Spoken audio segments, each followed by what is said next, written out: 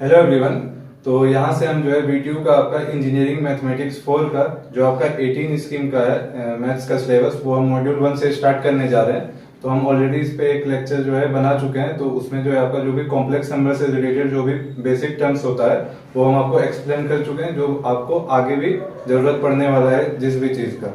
तो यहाँ पे जो हम फर्स्ट टॉपिक स्टार्ट करने वाले हैं। तो पहला टॉपिक ये है आपका कॉशी-रायमन इक्वेशन। तो देखिए इस वीडियो में हम आपको बताएंगे कि कॉशी-रायमन इक्वेशन कैसे प्रूव करते हैं और क्या होता है वो, क्योंकि जब आप प्रीवियस ईयर उठा के देखिएगा क्वेश्चन पेपर तो ऑलरेडी ये प्रूव करने के लिए आपके एग्जाम में आया हुआ है। और हर साल जो है आपको प्रूव करने के लिए जो भी थ्योरम होता है एटलीस्ट एक थ्योरम तो आपको प्रूव करने के लिए आता ही है। और आपके मॉड्यूल 1 में ही जो है पहला टॉपिक ही थ्योरम ही है प्रूव करने के लिए, तो चांसेस हाई है इसका एग्जाम में आने का। तो चलिए अब स्टेटमेंट पे आते हैं। तो देखिए स्टेटमेंट है कॉशी-रायमन इक्वेशन का, इसको सीआर इक्वेशन भी बोलते हैं। और सबसे पहले हम कार्टेशियन फॉर्म में डिस्कस करेंगे और नेक्स्ट वीडियो में जो है इसके बाद हम आपको बताएंगे आपका ये पोलर फॉर्म में भी कैसे प्रूफ होता है वो भी हम देखेंगे। तो ये स्टेटमेंट में आते हैं। तो स्टेटमेंट में दिया हुआ है the necessary condition that the function w equal to f of z equal to u of x comma y plus iota into v of x comma y be analytic at any point z equal to x plus i y is that there exist four condition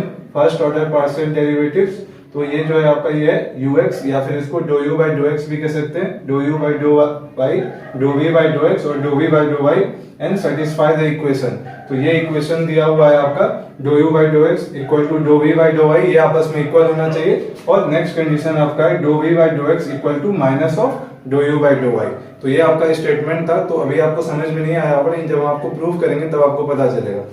तो देखिए analytic जो है आपका यहाँ पे दिया हुआ है कि फंक्शन जो है आपका ये w equal to f of z equal to u of x comma y plus iota times v of x comma y, ये आपका एनालिटिक है।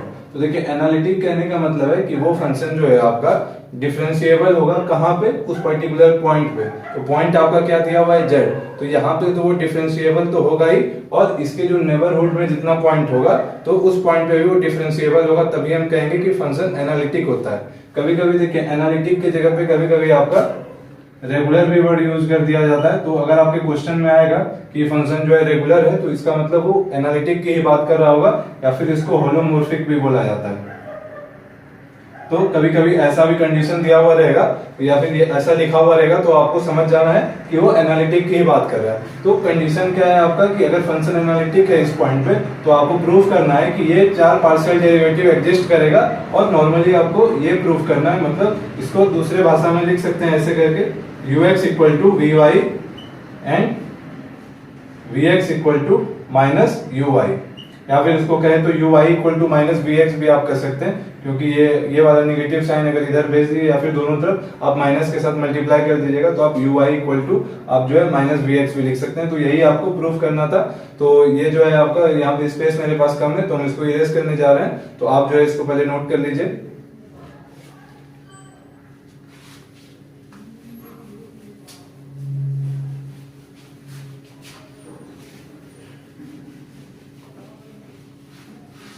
तो देखिए अभी हम आपका स्टेटमेंट ऑलरेडी बता चुके हैं, तो हम डायरेक्ट प्रूफ पे आते हैं। तो आपको पता है कि सबसे पहले जो आपका फंक्शन जो एनालिटिक दिया हुआ था वो आपको पता है कि क्या दिया हुआ था, let f of z equal to u of x comma y plus i of i into p of x comma y। Analytic था आपका, कहां पे था आपका पॉइंट दिया हुआ था z equal to x plus i times y, ये आपका क्वेश्चन में ऑलरेडी दिया हुआ था।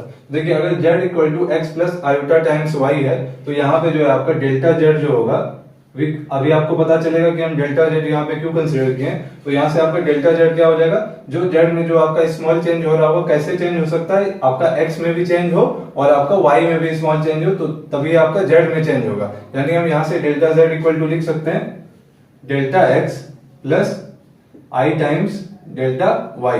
तो देखिए आपका ये हो गया z, ये हो गया डेल्टा z। तो यहां से अगर आप f of z plus delta z अगर लिखना चाहें तो इसको हम क्या लिख सकते हैं, आप ये वाला इक्वेशन ध्यान से देखिए। तो ये हो जाएगा आपका u of x plus delta x comma y plus delta y plus i into v of x plus delta x comma y plus delta y। तो देखिए ये सब जो है आपका शुरू में ये सब कंसीडर करना था, तो ये हम कर दिए। अब देखिए, अब आपको हम बताए थे कि फंक्शन अगर एनालिटिक है तो इसका मतलब क्या है कि वो फंक्शन डिफरेंशिएबल होगा। और आप लोगों ने कैलकुलस में, नहीं तो आप पिछला वीडियो जाके देख सकते हैं, हम वहां पे डिफरेंशिएबिलिटी का हम डेफिनेशन आपको बता चुके थे। तो आपको डिफरेंशिएबिलिटी की डेफिनेशन से पता है कि कोई भी फंक्शन अगर आपका डिफरेंशिएबल है, कहने का मतलब जैसे आपका एफ ऑफ जेड एनालिटिक था तो वो डिफरेंशिएबल है, तो उसका मतलब क्या होता है कि F dash of Z equal to आपका क्या हो जाएगा, F dash of Z equal to आपका हो जाएगा limit delta Z tends to zero F of Z plus delta Z minus F of Z by delta Z. तो देखिए ये जो है आपका ये डिफरेंशिएबिलिटी के डेफिनेशन से आया है, तो यहाँ पे आप लिख सकते हैं from the definition of differentiability F dash of Z equal to, और ये वाला टर्म लिख सकते हैं। आप मेरा पिछला वीडियो भी चेक कर सकते हैं, वहां पे हम ये आपको ऑलरेडी बता चुके हैं। तो देखिए अब आपको कुछ नहीं करना है, जितना भी आपका वैल्यूज हम यहाँ पे कंसीडर किए उसको बस आपको इस इक्वेशन में पुट करना है। कहने का मतलब है सिर्फ आपको डिफरेंशिएबिलिटी का अगर डेफिनेशन पता है तो इसको आप बहुत ही इजीली प्रूव कर सकते हैं। तो देखिए आप जो है अब यहाँ पे F dash of Z equal to क्या हो जाएगा, limit delta Z tends to zero F of Z plus delta Z आपने यहाँ पे लिखा है, तो इसको यहाँ पे हम लिख देंगे, क्या हो जाएगा ये u of x plus delta x comma y plus delta y plus i into v of x plus delta x comma y plus delta y, और फिर ये हो गया आपका f of z plus delta z minus f of z। तो f of z भी आपने consider किया, तो ये हो जाएगा minus u of x comma y minus i times v of x comma Y. क्योंकि ये माइनस f ऑफ z था तो माइनस वाला टर्म जब इससे मल्टीप्लाई होगा तो ये यहाँ पे माइनस साइन हो जाएगा, और अंदर में प्लस था तो वो माइनस आपका अंदर जाएगा तो प्लस को माइनस बना देगा, तो इसलिए हम डायरेक्ट यहाँ पे माइनस लिख दिए। और बाय क्या हो जाएगा आपका, बाय देखिए डेल्टा z, z आपने लिया था x प्लस आई वाई, तो डेल्टा z आपका क्या था, डेल्टा x प्लस आई टाइम्स डेल्टा वाई। तो ये हो जाएगा आपके डिनोमिनेटर में डेल्टा x प्लस आई टाइम्स डेल्टा वाई। तो ये हो गया आपका। अब इसके बाद आपको क्या करना है, अब आपको कॉम्प्लेक्स नंबर के जब भी आप प्रॉब्लम सॉल्व कर रहे हैं तो आपको हमेशा ध्यान रखना है कि आप रियल पार्ट को सेपरेट कर लीजिए और कॉम्प्लेक्स या फिर इमेजिनरी पार्ट जो है आपका आप उसको सेपरेट कर लीजिए। तो जब आप इसको सेपरेट कीजिएगा तो आपका जो ये वाला टर्म है u of x plus delta x और comma y plus delta y minus u of x comma y, ये आपका सेपरेट होके आ जाएगा, और ये आयोटा वाला टर्म जो है वो सेपरेट हो जाएगा। उससे आपका पता चल जाएगा कि रियल पार्ट कौन सा है और इमेजिनरी पार्ट कौन सा है। तो देखते हैं।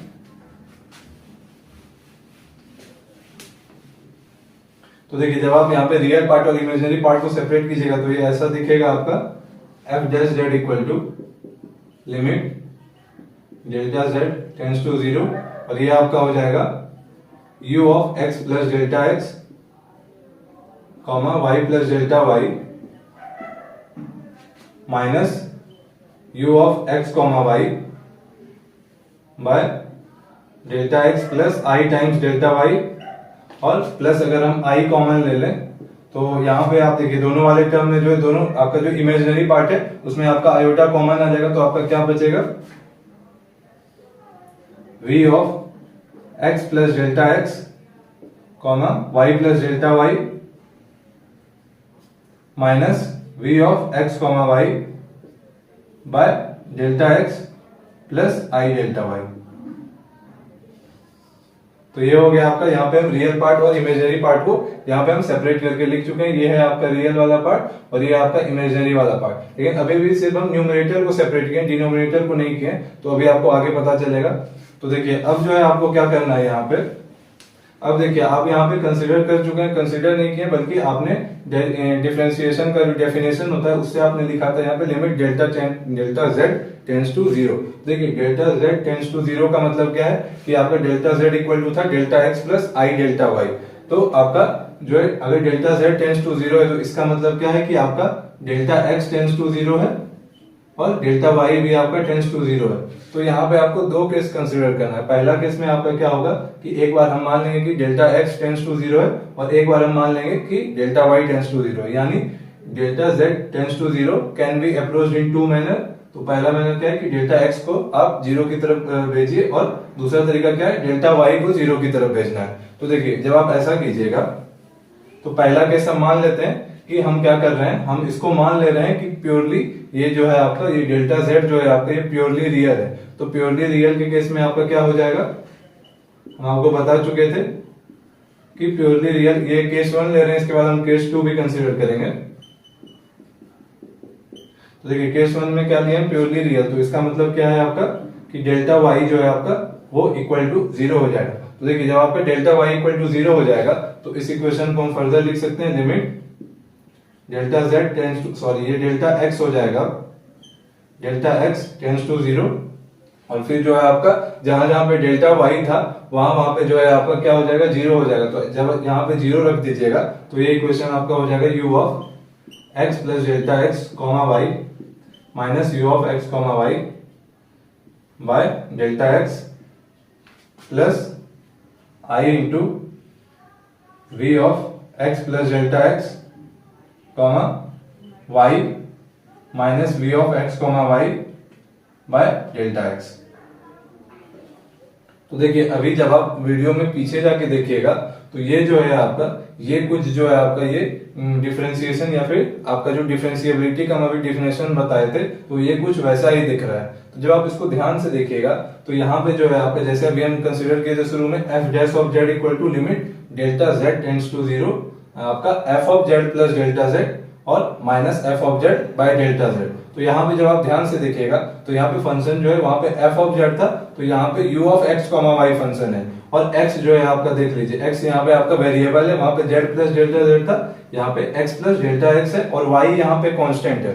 तो नॉर्मली देखा जाए तो पार्शियल डेरिवेटिव का भी कॉन्सेप्ट यही होता है आपका कि एक वेरिएबल होता है, उसके अलावा बाकी सारा कांस्टेंट की तरह ट्रीट हो रहा होता है। तो जब आप यहाँ पे भी ध्यान से देखिएगा तो यहाँ पे आपका x as a variable treat हो रहा है और आपका y जो है एज ए कांस्टेंट ट्रीट हो रहा है। यानी इसको हम du बाई dx ना लिख के, ये नहीं लिख के हम क्या लिख सकते हैं यहाँ पे इसको, क्योंकि ये पार्शियल डेरिवेटिव का डेफिनेशन है, क्योंकि y यहाँ पे एज ए कांस्टेंट ट्रीट हो रहा है, तो इसको हम लिख सकते हैं do u by do x plus i into, फिर देखिए सिमिलरली हम इसको क्या लिख सकते हैं, do v by do x. Same definition से हम लिखने जा रहे हैं, ये हम आपको बता चुके हैं शुरू में, जो डिफरेंशिएबिलिटी का जो डेफिनेशन होता है उसके थ्रू हम ये लिखे हैं। तो ये आपका किसके इक्वल है, ये आपका एफ डैश जेड के इक्वल है। तो इसको हम क्या करेंगे, इसको हम इक्वेशन 1 कंसीडर कर लेते हैं।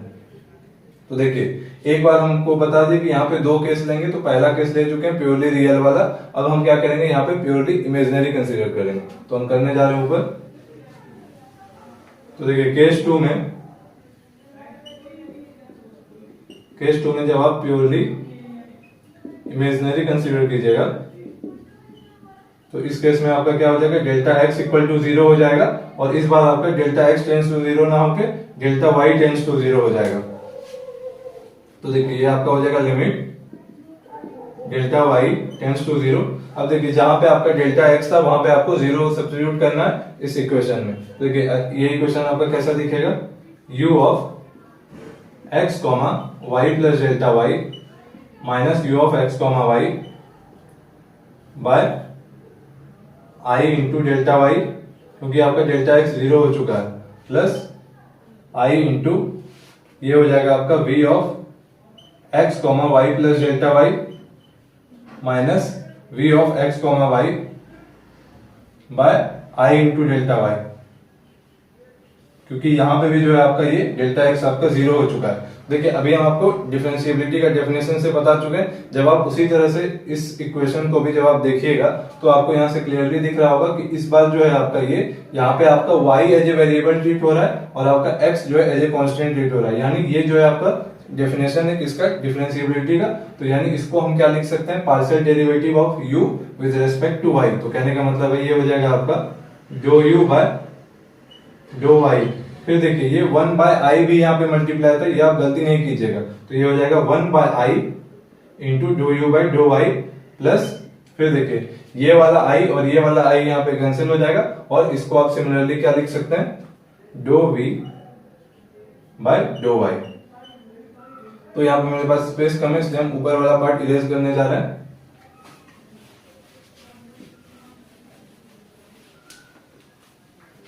तो देखिए हम आपको फर्स्ट लेक्चर में भी बता चुके हैं कि 1/i जो आपका होता है 1/i, इसको आप -i लिख सकते हैं। कैसे आप -i लिख सकते हैं? आप न्यूमरेटर में और डिनोमिनेटर में आप i से मल्टीप्लाई कर दीजिए, तो ये आपका कैसा दिखेगा? i/i²। तो i² का वैल्यू क्या होता है? -1, तो ये ओवरऑल क्या हो जाएगा? -i। तो इसलिए हम क्या करेंगे, यहाँ पे जो आपका 1/i आया था 1/i को हम -i लिखने जा रहे हैं, ताकि ये कंपेरिजन करने में आसान होगा इक्वेशन 1 के साथ। तो देखिए इसका अगर हम बात करें, ये भी जो था आपका ये f' के इक्वल था, तो 1/i को जब आप -i लिख दीजिएगा तो ये इक्वेशन आपका कैसा दिखेगा? तो ये इक्वेशन आपका हो जाएगा f' equal to do v by do i minus i into do u by do y, और ये हो गया आपका इक्वेशन 2। तो देखिए अब आपको क्या करना है, आपका इक्वेशन 1 आ चुका, इक्वेशन 2 आ चुका, तो कुछ नहीं, बस आपको अब सिर्फ कंपेयर करना है। तो on comparing equation 1 and 2 we get, अब देखिए दोनों का जो LHS था आपका, दोनों का LHS क्या था? f' था। यहाँ पे भी आपका क्या है? f' है। तो दो कॉम्प्लेक्स नंबर आपका आपस में इक्वल तभी होता है जब उसका रियल पार्ट आपस में इक्वल हो जाए और इमेजिनरी पार्ट भी आपस में इक्वल हो जाए। तो देखिए इसका रियल पार्ट को जब आप इक्वल कीजिएगा, तो रियल पार्ट इसका क्या है? इक्वेशन 1 से देखिए तो do u by do x है, तो do u by do x equal to क्या हो जाएगा? इक्वेशन 2 का जो रियल पार्ट है उसके इक्वल हो जाएगा, तो ये हो जाएगा equal to do v by do y, और इमेजिनरी पार्ट भी आपका इक्वल होगा, तो ये हो गया आपका रियल पार्ट। तो यहाँ पे देखिए, यहाँ पे ये प्लस साइन था, तो प्लस साइन था, तो इसको देखिए, इसको हम ऐसे भी लिख सकते हैं प्लस और -i ऐसे करके, ताकि कंपेयर करने में आसानी हो। तो देखिए यहाँ पे आप माइनस सिंबल लगा दीजिए, या तो आप इसमें भी लगा सकते हैं यहाँ पे। तो देखिए ये जो है आपका, यहाँ पे भी प्लस आई था, प्लस आई इंटू, अब देखिए ये जो इमेजिनरी वाला पार्ट था ये इसके इक्वल होना चाहिए। तो देखिए इक्वेशन 1 का जो इमेजिनरी वाला पार्ट था वो क्या था? Do v by do x equal to, और ये क्या हो जाएगा? माइनस साइन है, minus do u by do y। और अब आप पीछे वीडियो में जाके देखिएगा तो यही था आपका Cauchy Riemann equation Cartesian form में, या फिर इसी को CR इक्वेशन भी बोलते हैं, और यही आपको प्रूफ करना था। क्योंकि कभी कभी एग्जाम में क्या होगा, सिंबल यूज कर दिया जाता है, इसके जगह पे आपका ux भी लिखा जाता है, इसके जगह पे vy, और इसके जगह पे vx, और ये -uy। तो देखिए एग्जाम में जब आपका प्रॉब्लम आएगा, ये तो हो गया आपका डेरिवेशन, तो जब भी आपका क्वेश्चन आएगा सॉल्व करने के लिए कि आपको प्रूफ करना है कि फंक्शन जो दिया हुआ है वो एनालिटिक है, तो वो प्रूफ करने के लिए आपको यही दिखाना पड़ेगा। अगर कार्टेशियन फॉर्म में है तो आपको ये प्रूफ करना पड़ेगा, मतलब यहाँ इस रिजल्ट तक आपको पहुंचना पड़ेगा कि ux इक्वल टू vy है और vx इक्वल टू -uy, यहाँ तक आपको पहुंचना पड़ेगा, तभी जो है वो फंक्शन एनालिटिक हो जाएगा। और उसके बाद आपको क्वेश्चन में बोला जाएगा, जब हम सॉल्व कराएंगे आपको, तो आपको क्वेश्चन में dw बाई dz या फिर f' भी फाइंड करने बोलता है, तो वो हम कैसे फाइंड करते हैं वो हम आगे वीडियो में देखेंगे। लेकिन फिलहाल अभी हम कार्टेशियन फॉर्म आपको बता चुके, तो अब हम पोलर फॉर्म डिस्कस करेंगे। तो देखिए अभी जो है हम आपका ऑलरेडी बता चुके कार्टेशियन फॉर्म में जो है आपका CR इक्वेशन को कैसे हम डिराइव करते हैं और क्या होता है आपका, अब हम इसको पोलर फॉर्म में देखने जा रहे हैं। तो देखिए पोलर फॉर्म में आपको पता है कि वहां पे जैसे आपका फंक्शन x और y के फॉर्म में था, तो यहाँ पे जो है आपका फंक्शन r और थीटा के फॉर्म में होगा। तो आपका स्टेटमेंट बिल्कुल वैसा का वैसा ही रहेगा, सिर्फ कुछ सिंबल्स आपका चेंज होगा। कहने का मतलब है जहाँ पे x, y था वहां पे आपका r और थीटा के फॉर्म में होगा। तो देखिए आपका जो स्टेटमेंट था सब वही रहेगा, सिर्फ देख लीजिए आपका जो है यहाँ पे x, y था तो r, थीटा हो जाएगा, यहाँ पे r, थीटा, और आपका जो है ये इस बार वहां पे आप x के रिस्पेक्ट में पार्शियली डिफरेंशिएट कर रहे थे, तो यहाँ पे आपका r और थीटा के रिस्पेक्ट में हो रहा होगा। और आपका जो फाइनल कंडीशन आ रहा होगा, तो ये आ रहा होगा do u by do r equal to 1 by r do v by do theta and do v by do r equal to -1 by r do u by do theta. तो देखिए इस बार आपको ये प्रूफ करके ये लाना है। तो इसको हम दूसरे तरीके से क्या लिख सकते हैं, u r equal to, short form में u r इक्वल टू आपका क्या हो जाएगा 1 by r do v by do theta को हम क्या लिख सकते हैं, v थीटा, और सेकेंड वाला जो आपका इक्वेशन है ये आपका क्या हो जाएगा v r equal to -1 by r u theta. तो ये था आपका ये पार्शियल डेरिवेटिव का सिंबल है, ये आपको देख के घबराना नहीं है। तो देखते हैं इसको हम कैसे प्रूव करते हैं। तो हम इसको इरेज करने जा रहे हैं।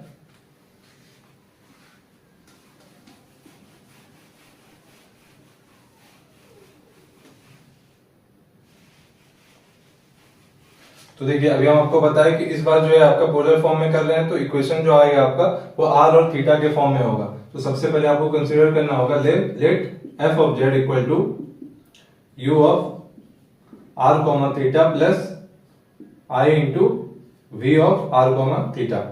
तो देखिए इसको जो है दो तरीके से प्रूफ किया जा सकता है, लेकिन आपको जो आसान अप्रोच है वो हम बताने जा रहे हैं। एक तो आपका नॉर्मल जो डिफरेंशिएशन या फिर डिफरेंशिएबिलिटी का जो डेफिनेशन वाला अप्रोच था, जो हम कार्टेशियन फॉर्म में ऑलरेडी देख चुके हैं, आप वैसे भी प्रूफ कर सकते हैं, लेकिन हम आपको आसान तरीका बताने जा रहे हैं। तो देखिए आपको पता है, और आपने ये पॉइंट क्या कंसिडर किया था, z equal to r e to the power i theta.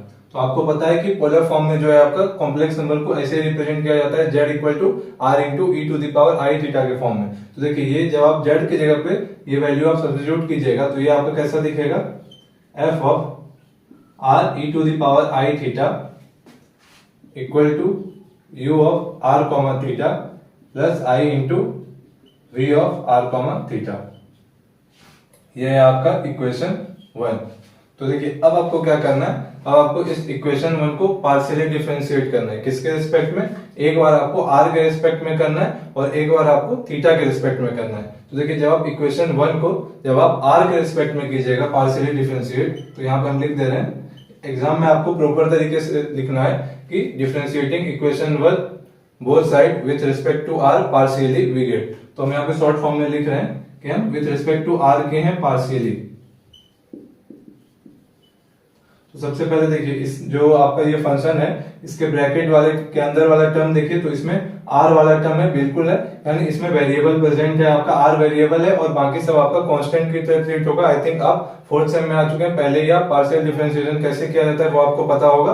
तो देखिए जब आप इसको डिफरेंशिएट कीजिएगा तो सबसे पहले फंक्शन का डिफरेंशिएशन होगा, तो यानी फंक्शन का डिफरेंशिएशन हो जाएगा आपका f डैश ऑफ, यही सिंबल हम यूज करते हैं डिफरेंशिएशन के लिए, तो f dash of r e to the power i theta into, अब देखिए चेन रूल से जो है आपका फर्दर इसका भी तो डिफरेंशिएशन होगा। तो देखिए r into e to the power i theta, तो यहाँ पे आपका r क्या है, वेरिएबल है, तो e to the power i theta constant की तरह ट्रीट होगा, तो कांस्टेंट आपका मल्टीप्लाई हो जाएगा, तो e to the power i theta into r का डिफरेंशिएशन r के रिस्पेक्ट में क्या हो जाएगा 1, तो इंटू 1 हम लिखने नहीं जा रहे क्योंकि वो आपका ऑलरेडी अंडरस्टूड है। तो ये इक्वल टू आपका क्या हो जाएगा, तो ये इक्वल टू आपका आ जाएगा, फिर देखिए इसको आप क्या r के रिस्पेक्ट में पार्शियली कर रहे हैं, यानी आपका जो है ये थीटा जो है यहाँ पे आपका एज ए कांस्टेंट ट्रीट हो रहा होगा। तो इसको आप क्या लिख सकते हैं, सिंबल हम ये वाला सिंबल यूज करने जा रहे हैं, तो ये हो जाएगा आपका u r plus i into v r.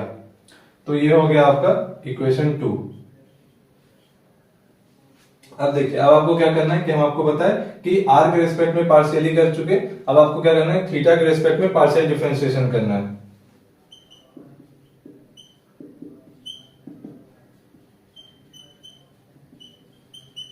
तो देखिए जब आप थीटा के रिस्पेक्ट में पार्शियली डिफरेंशिएट कीजिएगा इक्वेशन 1 को, तो फिर से सिमिलर अप्रोच लगाना है जो हम पहले लगा चुके इक्वेशन 2 में। तो देखिए जब आप इसमें थीटा के रिस्पेक्ट में कीजिएगा तो पहले ये ब्रैकेट वाले के जो अंदर वाला टर्म है इसमें थीटा प्रेजेंट है, यानी वेरिएबल प्रेजेंट है, तो सबसे पहले इस फंक्शन का डिफरेंशिएशन होगा, तो क्या हो जाएगा f dash of r e to the power i theta into, अब देखिए अब आपका चेन रूल लगेगा, तो अब आपका r e to the power i theta का पार्शियल डिफरेंशिएशन होगा थीटा के रिस्पेक्ट में। तो इस बार आपका r as a constant treat हो रहा होगा और e to the power i theta जो है वेरिएबल होगा आपका, तो r कांस्टेंट है तो कांस्टेंट आपका मल्टीप्लाई हो जाएगा, तो r इंटू, फिर देखिए आपका e to the power i theta का डिफरेंशिएशन करना है आपका पार्शियली थीटा के रिस्पेक्ट में, तो e to the power i theta का सबसे पहले आपका क्या हो जाएगा, e to the power i theta into, फिर देखिए थीटा का जो आपका कोफिशिएंट था वो क्या है आपका i, तो इंटू आई हो जाएगा इक्वल टू, अब देखिए आरएचएस में सिमिलरली जब आप थीटा के रिस्पेक्ट में कीजिएगा तो आपका क्या हो जाएगा u थीटा प्लस आई टाइम्स v थीटा, पार्शियली हम करने जा रहे हैं इसलिए हम ये सिंबल यूज कर रहे हैं। तो देखिए इसको हम इक्वेशन 3 कंसीडर कर लेते हैं। तो अब आपको कुछ नहीं करना है, इक्वेशन 2 और इक्वेशन 3 को एक तरीके से लिखना है। एक तरीके से कहने का मतलब है कि हम जो है ये वाला टर्म जो है आपका और ये वाला टर्म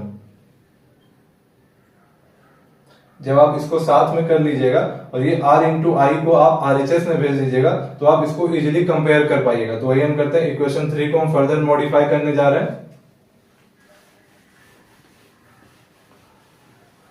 तो देखिए इक्वेशन 3 को हम क्या लिख सकते हैं, f dash of r e to the power i theta into, फिर देखिए इस बार हम क्या करेंगे, e to the power i theta को इधर ही रहने देते हैं एलएचएस वाले पार्ट में, ताकि कंपैरिजन करने में आसान होगा इक्वेशन 2 के साथ। और r इंटू आई को हम आरएचएस में भेज देते हैं। तो r इंटू आई को जब आप आरएचएस में भेजिएगा तो आपका क्या हो जाएगा, 1 by r into i times u theta और plus i by r into i और इंटू वी थीटा।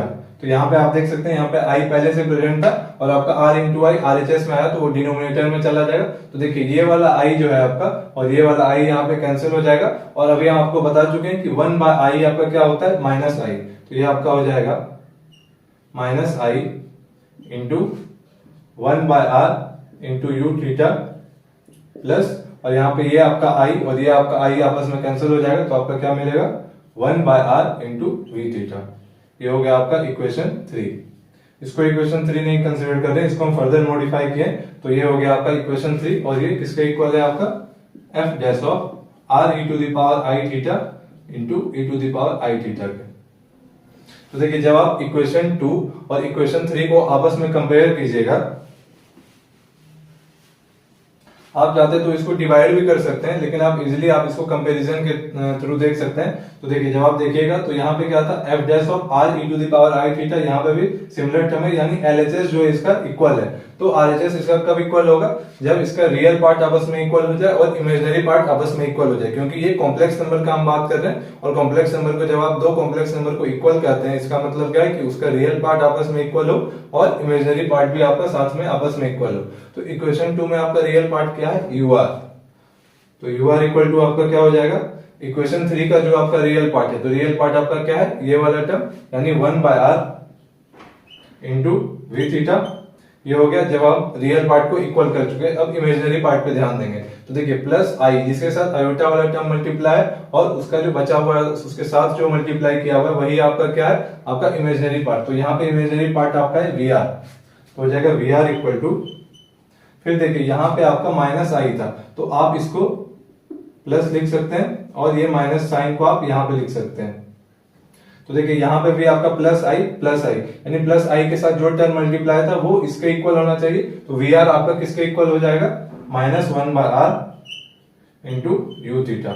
और अभी हम आपको रिजल्ट पहले ही बताए थे कि सीआर इक्वेशन पोलर फॉर्म में जो आपको प्रूफ करना होता है, या फिर ये जो आपका नेसेसरी कंडीशन था कि अगर फंक्शन एनालिटिक हो तो इसको सेटिस्फाई कर रहा होगा, यानी u r equal to 1 by r v theta, जो कि आपका आ चुका है। और दूसरा कंडीशन था v r equal to minus 1 by r u theta. तो ये आपका जो है पोलर फॉर्म में भी प्रूफ हो चुका है और कार्टेशियन फॉर्म में तो बता ही चुके हैं। तो नेक्स्ट वीडियो से जो हम प्रॉब्लम डिस्कस करेंगे कि कैसे चेक करते हैं कि फंक्शन आपका एनालिटिक है कि नहीं, और फिर उसका हम एफ डैश ऑफ जेड या फिर D W by D Z या फिर उसका डिफरेंशिएशन कैसे करते हैं उस फंक्शन का, वो हम नेक्स्ट वीडियो से देखेंगे।